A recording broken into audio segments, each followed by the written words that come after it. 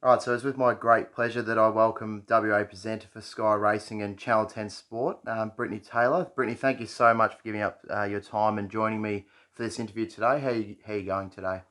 Thanks for having me. No, it's great. Good. It's a nice day. I was just in Perth. It's just looking out the window. It's just getting a little bit stormy, which is unusual for here. Yeah, definitely, especially when we got really nice weather down here. Now, look, before we look at your story and your journey to where you are today, I'm going to ask you how you're finding presenting out on course at the moment. Obviously, with there being no crowds, all you can hear is the echoes. We can hear you on TV when you're cheering home some of your horses, and obviously you and your fellow presenters. It's definitely different, obviously, for everyone at the moment. Not only in racing, not only in sport, but just in life in general. We're going through such an unusual time. But I think being at the racetrack it's a different feel. It's a little bit eerie in that there's just no one there, particularly on big days like on Karrakatta Plate Day. It was just so unusual that usually there's just fields of first time owners with the 2 year olds going around for the first time, and there just wasn't any of that sort of atmosphere, which was unusual. But it's something I've sort of gotten used to now that we've been in this mode for a little while. It feels fairly normal now. The strangest thing for me is the interviews, because it's just, Mm. it's really hard. Usually I would just have a microphone and just run up to a trainer and just, pop the microphone under their nose and ask them questions. But it's kind of hard to facilitate those interviews when we're up on a certain, like a vantage point, and Mm. then you have to run down to an interview station to do an interview, so that you've got the correct distance and everything. So I'll be looking forward to when that is eased, because that's just a little bit of a challenge at the moment, just in terms of getting those interviews out. Yeah, definitely. Now on Saturday at Ascot, we saw one horse in particular. So I'm going to later on in the interview, once I've gone through your story and a few things, we're going to look at perhaps the meeting tomorrow at Ascot and more about the races on Saturday. But there was one horse in particular that was a really nice winner, and it was a horse by the name of Fabergino, who looks a real nice prospect in the making. Has now had 8 wins from 11 starts, extended her incredible fresh first up record to 7 wins from seven. We have seen her down here in Victoria already. Last prep where she won a really nice solicited sprint race against Embrace Me and Haunted. How far do you think she can go as a sprinter? Do you think she can reach the levels of the likes of Arcadia Queen and Enticing Star that we saw last year? She's a star. There's no doubt about that. And I think in previous times there's been question marks on whether she would reach the great heights for a number of reasons. One is she seems like a little bit of a one trick pony, in the sense that she has to race fresh, and she was always a 1,000 metre horse. And Tiana Robertson's really managed her so well throughout her career, because she's a hot horse as well. So this is a horse that used to not be able to travel from Tiana's stable to Ascot, which may be a 12-15 minute drive, without arriving at the track in a lather. She'd sweat up, she shakes. So with a horse like that, the thought a couple of years ago, I think, of going over to Melbourne and running at Flemington would have been very hard for them to think that could be a reality, just because of how the horse was. And she's been able to do that. So, as Tiana has kept saying, she goes, I'm never saying never with this horse, because she never thought she would be able to do that, and she has. And she and then on the weekend she's won over 1100. She didn't have to lead on that occasion on the weekend, so she's constantly debunking the myths that we've sort of had about her, to the point where you're starting to say, hang on, could she run in the 1200 metre Winterbottom and win a Group 1 here in Mm. Perth? And I definitely think she can, go over to Melbourne, and everyone's really excited at the prospect of her going around the valley, because you can only imagine her leading out in front and that short straight just kicking away from them. Yeah, definitely. And looks a really nice prospect for Tiana, and it's great for her as well to have a horse like her in her stable. Oh, absolutely. Tiana's only just turned 30, so, a young trainer. I had the pleasure of just late last year heading out to Tiana's property and spending a morning with her for a feature story on Sky Racing. So I really got to have a good look around and see how she does things. And Meg, who is what they call Babagino, is sort of the it's a type of horse that they don't take out of her yard if she doesn't need to because she's hot, she can jump around. Only Tiana leads her, the girls don't. She's really treated with kid-like gloves in that way. But Tiana's story is quite amazing because it was only a few years ago that she had a riding accident that saw her in hospital for months and months, and she had to relearn to walk and everything. So the horse that kind of, I guess, got her through that time was thinking about that she had a superstar grey in her backyard, and that is what got her through. Yeah.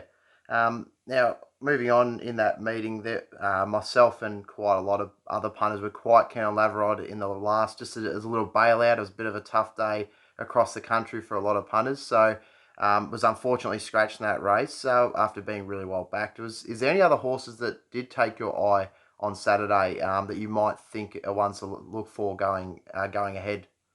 Yeah, it was disappointing, that scratching of Labour Rod. I was actually willing to oppose him on that day with Pims Royale. Now, whether or not the result would have remained that Pims Royale would have won if Labour Rod had been in the race, we'll never know. But I think he's a very nice horse going forward. I only opposed him just because the price had got that little bit short. He was a 3-year-old on the 7-day turnaround, which is a bit of an unknown for him. But he's been really exciting because from the moment I first saw him to now, and even I think the development that he still has to do, it's just been a real profound development. He's a very bum-high horse that he's grown into his frame each and every preparation, and really looking forward to seeing what he can do next prep. But another one that I thought was a really good performance on the day was Condor Heroes. This Gangemi horse, that they're experts at getting these tried horses and turning them around. They only spent $10,000 on him, and he's already gone bang bang and won 2 in a row. And his racing style is just exciting because he just goes out in front and breaks their hearts. Yeah, he's an interesting runner. Obviously, being a former Hayes and Davenant horse, so I'll be interested to see how he settles in there in WA. His first up performance was fantastic, so we'll look out for him going forward. Now, moving on to your story, it's a really interesting one. I was quite interested in having a look at it, and I'm going to start now. Obviously, you were born into a racing family, father being Jim Taylor, of course, being a jockey and now one of WA's leading trainers. Your grandmother being Lois Taylor was one of the first women to get her trainer license in WA, as well as multiple other family members in your Taylor family who are now involved in racing in some way, shape or form. So what were some of the first roles you had working in the horse racing industry with your family? Well, the very first role would have been picking up the yards. I started working for the stable when I was 12. That was in the school holidays between year 7 and year 8, so just before I went to high school, and I haven't stopped working for him to this day. So all throughout high school, I worked every single Sunday. It was my Sunday job. Mum and Dad were very big on making sure that I knew the value of $1 and I knew the value of work, and I wasn't going to be handed anything. So it was a matter of that I needed to work if I wanted to buy things and whatnot. So I worked every single Sunday. So that was sort of my first official role. But before that, you always spent weekends up at the farm, and plenty of memories of, just in childhood being there and being around horses. It was just what you grew up with, really. Yeah, it's a real credit to you. It really shows your passion for the industry, that you're willing to do that little extra work along the way. You've obviously, like, throughout school, university, and now even in your current job with all the amount of work that you do, you're still finding that time for your family, which is really an important thing. And I think it helps as well within my other jobs in terms of within the media, because you understand what actually goes on in a stable when you interviewing people. You're actually understanding. You kind of have an idea of what would have happened with that horse during the week, just based on the experience that I get with my own family. And I own a lot of horses. I try and buy a couple each year or share in a few each year, and there's something so exciting about being on that journey and getting to ride them every day, from the time that they first come in as a 2-year-old until the time that they win their first race, and they grow up and they go through the grades. So it's something that I love to do, and everyone always asks, "Oh, what do you prefer? Do you prefer, riding the horses and working in the stable, or do you prefer the media side?" And for ages, I tried to pick which one I liked best. But the thing is I love the fact that I can do both, and yeah, that's the biggest bonus. I get the best of both worlds. Yeah, definitely. Now, when you were young and growing up, did you always have the ambition of following in the footsteps of your family members? Obviously, I know that yourself and your brother were really encouraged by your parents to go to university, and they didn't necessarily force you down that path. They allowed you to sort of decide for yourself. So, how big of a support was that in, I guess, getting you to where you are today? Yeah, it's a funny one. It was probably, as you say, mum and dad probably did the opposite of encourage us into racing. They were trying to get us to do everything else. The prerequisite is that we had to get a degree. So it was, you need to go to uni and have something to fall back on, because sometimes, things don't work out.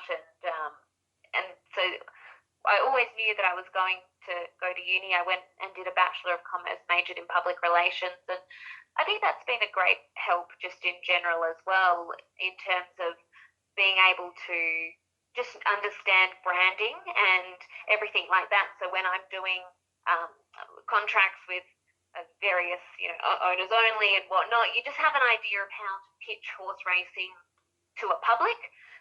So I think that my degree was obviously helpful, but when you've grown up in a sport that's so exciting, it's very hard to want to break away from that. It's something like no other, and it's a sport that has so many jobs in it as well. So you can take so many different career paths, whether that being hands-on, whether that being marketing side of things, whether that being in the finance side of things. There's just so many options within this industry. So I think growing up, I have a video.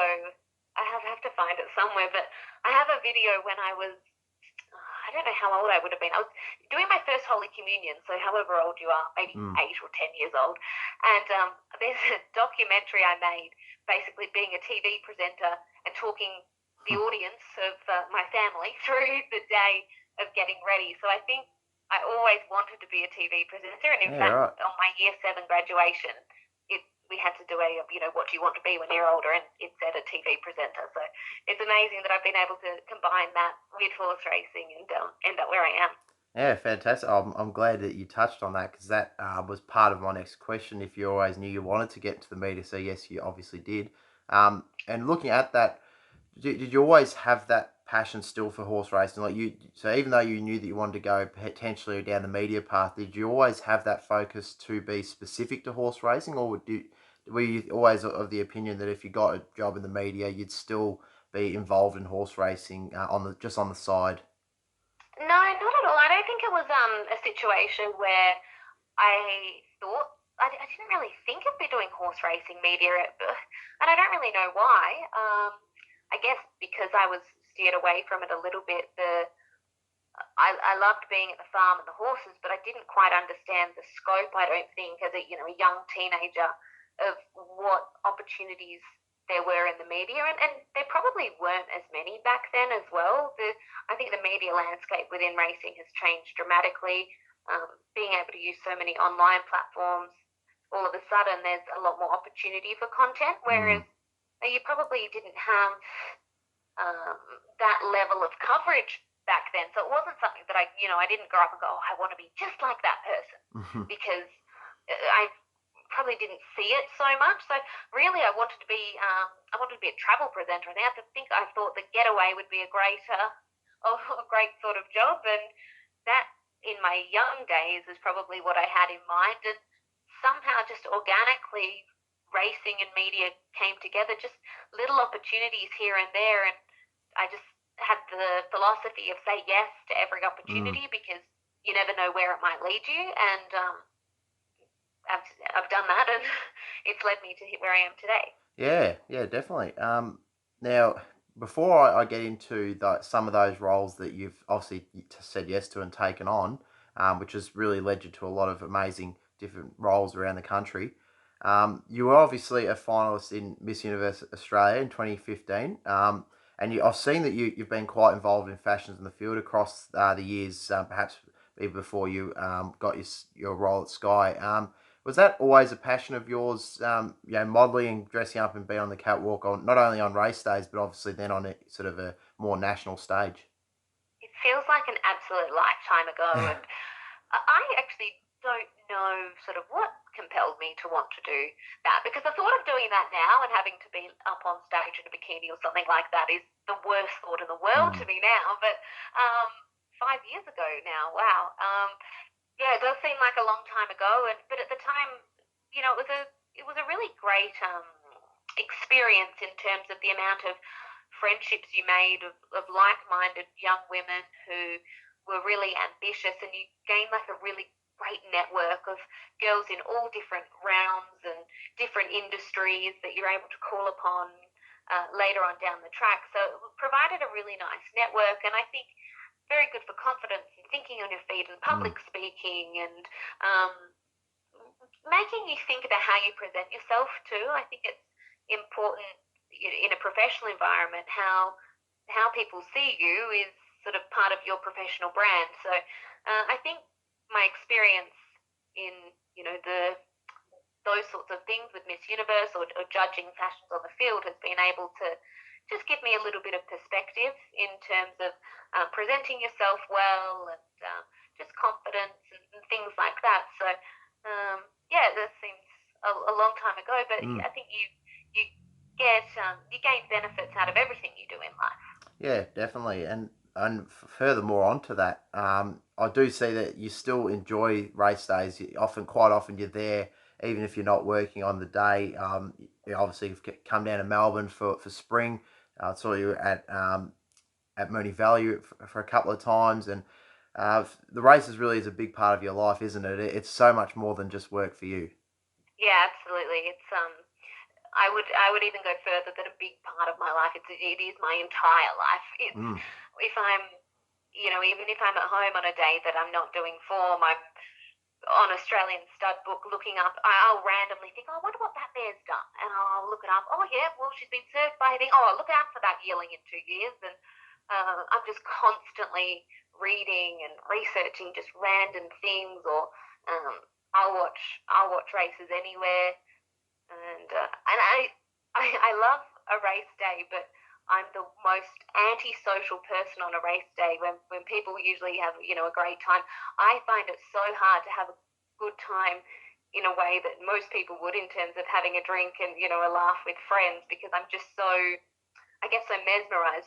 On that day when we were at Moonee Valley, it was Manicato night, and also went to Winx's third Cox Plate, and everyone who I was with made fun of me because I didn't leave the rail all day. I was just so mesmerised and just wanted to look at the horses all day, and I'm just in horse mode. I find it very hard to switch out of sort of work mode and enjoy a social day at the races. I just don't really know how.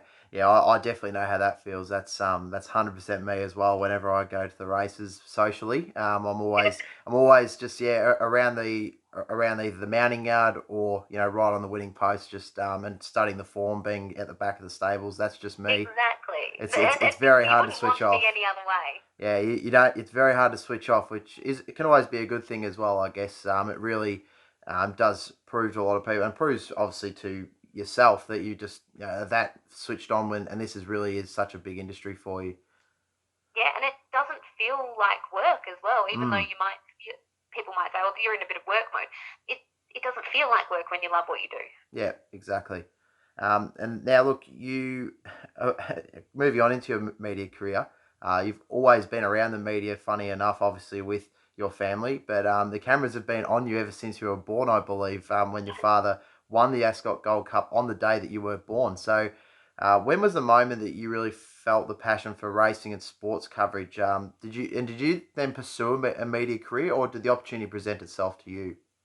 The opportunities presented themselves. I think the first role I had within racing media was I was either, I can't remember which one came first, but it was either doing online videos that were put on the TABTouch Twitter platform, which was basically I'd go to the races and just on an iPhone would shoot some stories, be it with the horses as they arrived, with the trainer and just get a rundown of their runners that day, or tried to come up with some really quirky ideas just to help racing appeal to a bit more of a mainstream public. So the barrier attendants go behind the scenes in the girls' jockeys room and explain the process that they take to weigh out and everything like that.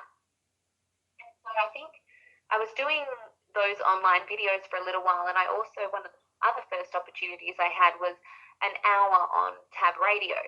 So I was approached by Wes Cameron, who runs the station, and said, would you be interested in coming on just for 1 hour on a Monday to talk, all issues of racing and sport in a segment called Anything Goes? And my philosophy of saying yes to everything, I said, okay. And I'd never, ever been so nervous as I was that day. I had the sweatiest palms, and I just, when I finished, I thought, no, not again. No, I couldn't possibly do it again. And he asked, okay, will you come back? And I thought, okay, have to say yes. Yeah, no worries, I'll come back. And that second week, so I went back, did the second week, and it didn't get any easier. And then he said, oh, would you like to come on a proper basis now every Monday? And I said, you know what?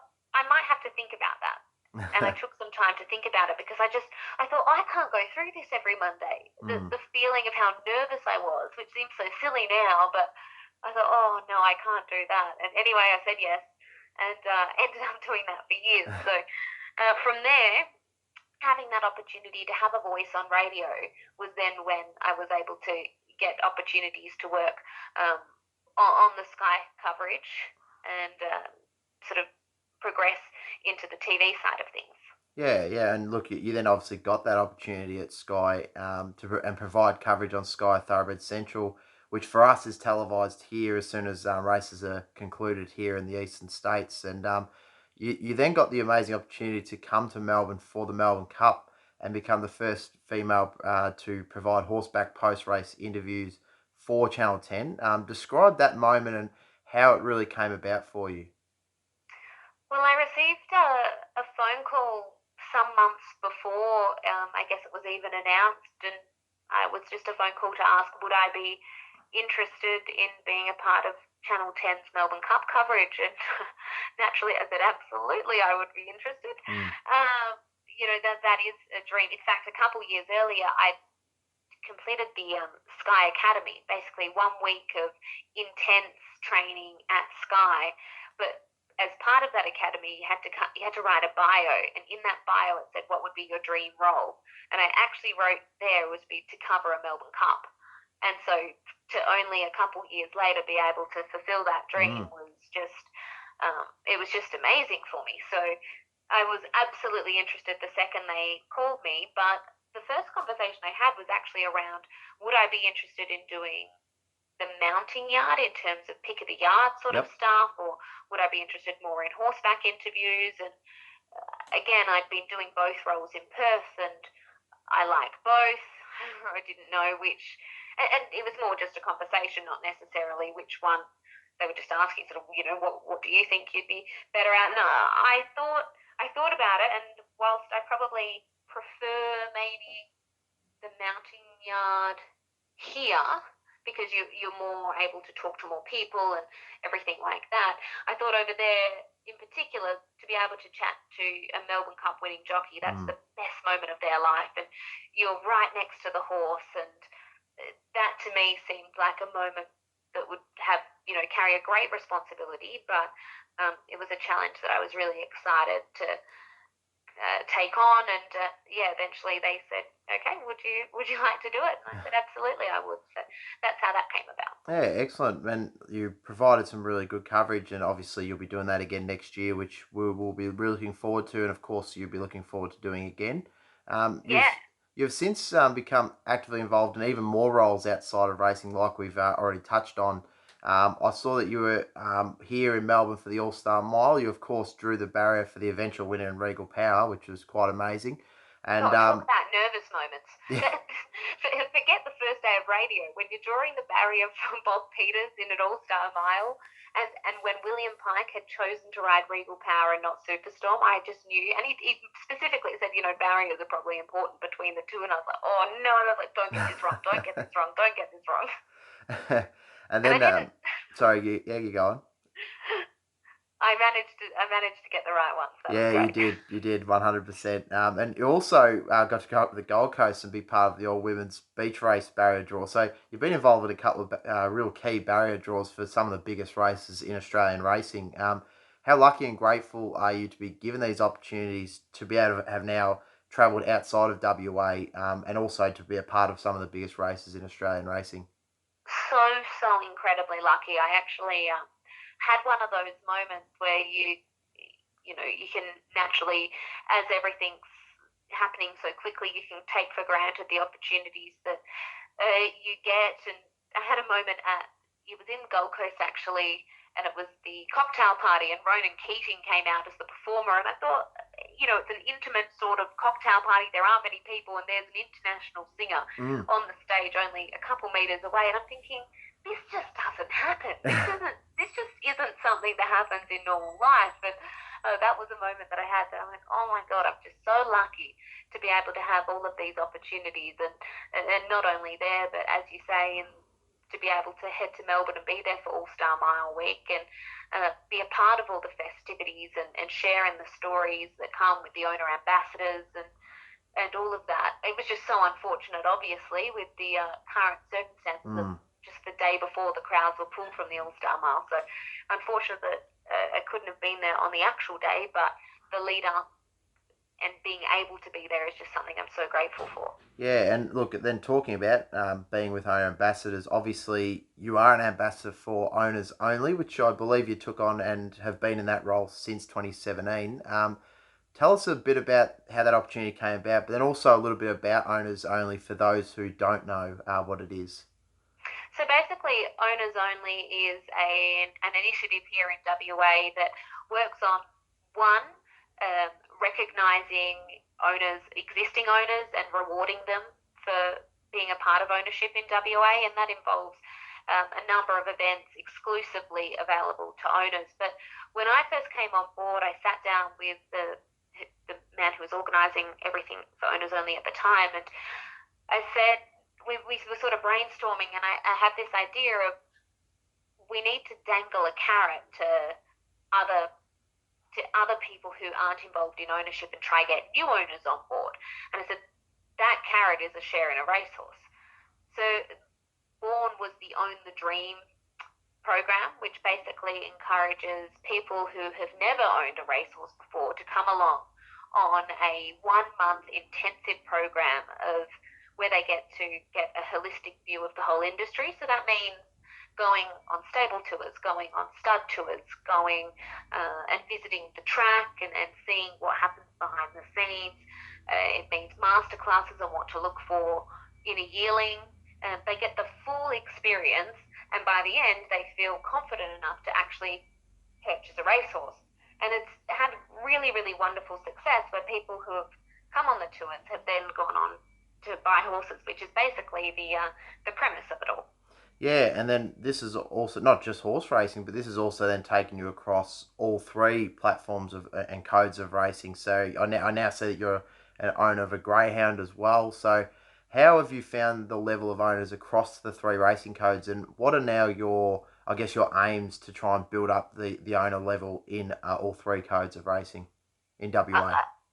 I was saying earlier how I am not social at a race meeting, as in a thoroughbred race meeting, because it feels like work. Well, it's the opposite for me when I go to the trots and when I go to the dogs. That's my opportunity to sort of just sit back and enjoy the sport like anyone else. And I've had 2 greyhounds now, and they've just taken me on such a wonderful ride where they're able to go around every week. So sort of every week you're heading out to the track, and it's a very, very low cost point. So that's one of the huge, I think, benefits of going down the greyhound route. And for me, it was just this situation where I actually don't mind how the dog runs at all. If it wins, if it comes last, because it was something for me that I am not involved in terms of, riding the horse every day and whatever, that I can just sit back and just enjoy it for what it is, win, lose or draw. I'm just along for the ride and enjoying the experience. So I just wish for everyone to have that same feeling, whether it be in the trots, the gallops or the dogs. is that I just feel like everyone, and it doesn't matter, just 1%, Hmm. doesn't need to be a whole horse or a whole dog or anything like that. Just take a small percentage, because the feeling of being involved in an animal is just, I can't explain it. It's just like something like nothing else. Yeah, 100% it is, and it's definitely good to encourage those who are even outside of racing that don't, I guess, are into the sport in that type of sense. But we did see with the All Star Mile in particular that people get the chance that are perhaps not really involved in racing, and or if they are involved in racing, they're not involved in the ownership side of things, and they just get that opportunity. So I think that is really important for this for the code.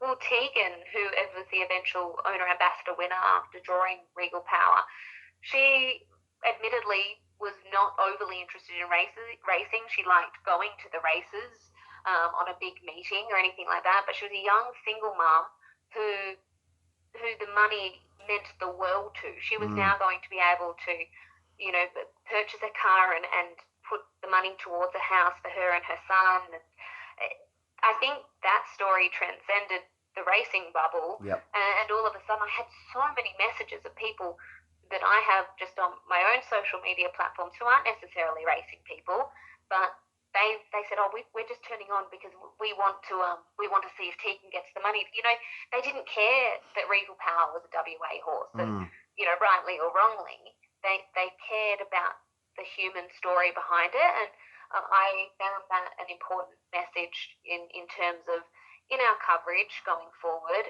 of racing in general. I think it's important to find those little stories that can just transcend the racing bubble and make the mainstream public take note and capture their attention. Yeah, most definitely. That really was a great story heading into the All Star Mile.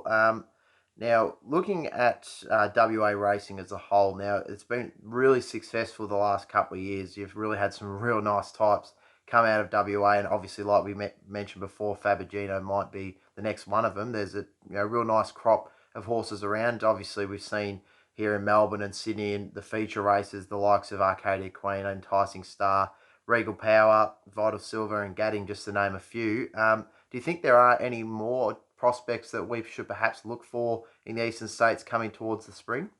There's always more, always more. Mm, Actually, a lot of WA horses have just been sold to Hong Kong. We've had, a horse like Talladega went for 2.4 million. yeah, Um, was it that? No, maybe I can't remember how much it was. Maybe it was big money anyway. I yeah, can't remember yeah, specifically how much. Maybe it's 1.4.